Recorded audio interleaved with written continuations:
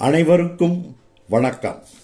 தமிழ் கவிஞர் பெருமன்றம் நடத்தும் 647வது கவியரங்கம். பங்கேற்பவர் கு.மா.பா. திருநாவுக்கரசு. தலைப்பு மாற்றாந்தாய் போக்கு. தமிழினமே தமிழினமே எண்ணிப்பாரீர், தமிழ் இனமே எண்ணிப்பாரீர், தாயகத்தின் மாற்றாந்தாய் போக்கால் இன்று அமிழ்தான தமிழ் மொழிக்கு வரும் ஆபத்தை. அகங்கார ஒன்றியத்தின் கல்வி கொள்கை திமிராக திணிக்கின்ற திட்டம் மூலம் தேசத்தின் ஒருமைக்கே தீங்கு செய்தார்.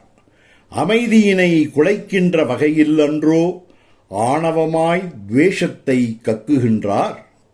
நியாயமாக ஒதுக்குகின்ற நிதியை கூட நியாயமற்ற விதி திணித்து நிறுத்தலாமா?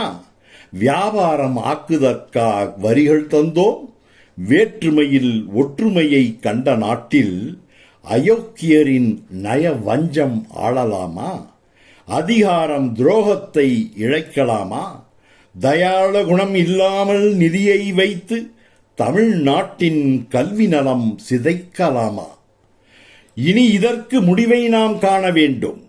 இருமொழிதான் கல்விக்கு உகந்ததென்றும் மனிதவள ஆற்றலினை மேம்படுத்தும் மகத்தான கொள்கையினை வகுத்து தந்த துணிவு மிகும் அண்ணாவின் வழியில் என்றும் தொலைநோக்கு பார்வையுடன் தொன்மை வாய்ந்த இனிய தமிழ் இனத்திற்கே ஒரு கண்ணாகும்.